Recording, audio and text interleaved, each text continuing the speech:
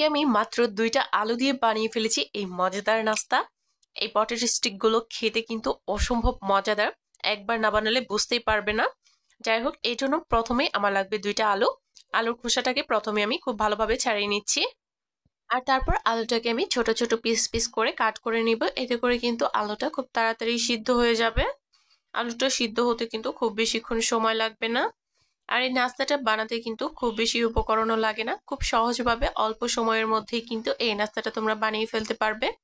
আলুটাকে আমি খুব ভালোভাবে কাট করে নিয়েছি আর তারপর এটাকে ধুয়েও নিচ্ছি। এখন এটাকে সিদ্ধ করে নিব। শুধুমাত্র আলু দিয়ে যে এত মজাদার নাস্তা বানানো যায়, এই নাস্তাটা না বানালে কিন্তু বুঝতেই পারতাম না। যাই হোক, আলুটা কিন্তু সিদ্ধ হয়ে গেছে। আমি একটা চাকু দিয়ে চেক করে নিলাম। আলুটাকে এখন খুব ভালোভাবে ম্যাশ করে নিতে হবে। এই নাস্তাগুলো কিন্তু একদম ফুলকো ফুলকো হবে, অতএব আলুটা ম্যাশ করার সময় কিন্তু খুবই ভালোভাবে করতে হবে, যেন কোনো লাঞ্চ না থাকে, তাহলে কিন্তু নাস্তাটা একদম পারফেক্ট হবে। আলুটাকে কিন্তু আমি এখানে খুব ভালোভাবে ম্যাশ করে নিয়েছি। তারপর এখানে আমি প্রথমেই দিয়ে দিলাম হাফ চা চামচ গোলমরিচ গুঁড়ো। তারপর এখানে আমি দিয়ে দিব স্বাদ মতো লবণ। আর দিয়ে দিব এখানে হাফ চা চামচ হলুদ গুঁড়ো আর হাফ চা চামচ লঙ্কার গুঁড়ো। আর সবশেষে আমি এখানে দিয়ে দিব 2 টেবিল চামচ কর্নফ্লাওয়ার। কর্নফ্লাওয়ারটা যদি হাতে কাছে না থাকে সেক্ষেত্রে কিন্তু ময়দা অথবা চালের গুঁড়ো দেওয়া যাবে। তবে কর্নফ্লাওয়ারটা দিলে কিন্তু অনেক ক্রিস্পি হবে। আবার চালের গুঁড়ো দেওয়ার কারণেও কিন্তু অনেক বেশি ক্রিস্পি হবে। ময়দাও দেওয়া যাবে।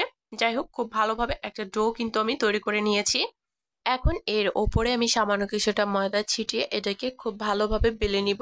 এই রুটিটা কিন্তু একদম বেশি পাতলাও হবে না, আবার একদম মোটাও থাকবে না। খুব ভালোভাবে বড় সাইজ করে কিন্তু একটা রুটি আমি বেলে নিব। আর এই রুটিটা কিন্তু আমি চতুর্ভুজ আকারে বেলে নিয়েছি। তারপর প্রথমেই রুটির চারদিকের অংশটা কেটে বাদ দিয়ে দিব।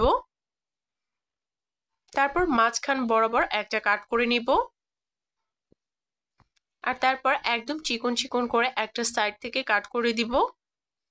এখানে কিন্তু তোমরা চাইলে অন্য যে কোনো শেপ দিয়ে কাট করে নিতে পারো, তবে আমার মনে হয় এরকম লম্বালম্বি ভাবে কাট করে ভেজে নিলে কিন্তু এটা খেতে বেশি ভালো লাগে।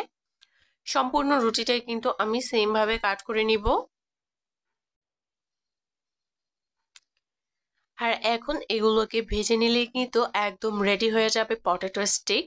এগুলোকে আমি একটা প্লেটের মধ্যে প্রথমেই তুলে নিলাম। এখন এগুলোকে ভেজে নেওয়ার পালা। এর জন্য একটা প্যানে আমি পর্যাপ্ত পরিমাণ তেল খুব ভালোভাবে গরম করে নিয়েছি। এরপরে কিন্তু আমি স্টিকগুলো এখানে দিয়ে দিচ্ছি। তেলটা কিন্তু অবশ্যই খুব ভালোভাবে গরম হতে হবে। 2টা মিডিয়াম সাইজের আলু থেকে কিন্তু এখানে অনেকগুলো স্টিক হয়েছে। আমি কিন্তু 2টা ব্যাচে এগুলোকে ভেজে নিব। সবগুলো স্টিক তেলের মধ্যে ছাড়া হয়ে গেলে প্যানটা আমি একটু ঝাঁকিয়ে দিচ্ছি। আর তারপরে কিন্তু সবগুলো একদম ফুলে উঠবে। আর এগুলো ভাজতে কিন্তু খুব বেশিক্ষণ সময়ও লাগে না। 3 থেকে 4 মিনিটের মধ্যে কিন্তু এগুলো ভাজা একদম কমপ্লিট। আমার একটা ব্যাচ ভাজা কিন্তু কমপ্লিট। আমি দ্বিতীয় ব্যাচটাও ভেজে নিচ্ছি।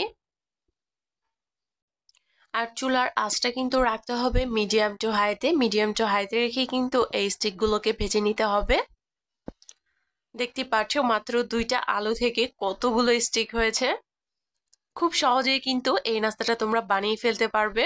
আশা করছি আমার এই আজকের রেসিপিটি তোমাদের কাছে অনেক ভালো লেগেছে। ভিডিওটি ভালো লাগলে অবশ্যই একটা শেয়ার দিয়ে পাশেই থেকো। আর সবগুলো কিন্তু আমি ভেজে নামিয়ে নিয়েছি। এরপর আমি এর উপর দিয়ে দিচ্ছি কিছুটা পরিমাণে বিট লবণ। আর দিয়ে দিব আমি চাট মশলা। 1 চা চামচের মতো চাট মশলা দিয়েছি। হাতের কাছে যদি বিট লবণ আর চাট মশলাটা না থাকে সেক্ষেত্রে কিন্তু এটা স্কিপ করতে পারো। আর তারপরে কিন্তু আমি এটা টমেটো সস দিয়ে পরিবেশন করেছি। খেতে কিন্তু অসম্ভব মজার হয়। চেষ্টা করবে এখানে চালের গুঁড়ো অথবা কর্নফ্লাওয়ার দিয়ে করার, তাহলে কিন্তু এটা অনেক বেশি ক্রিস্পি হবে।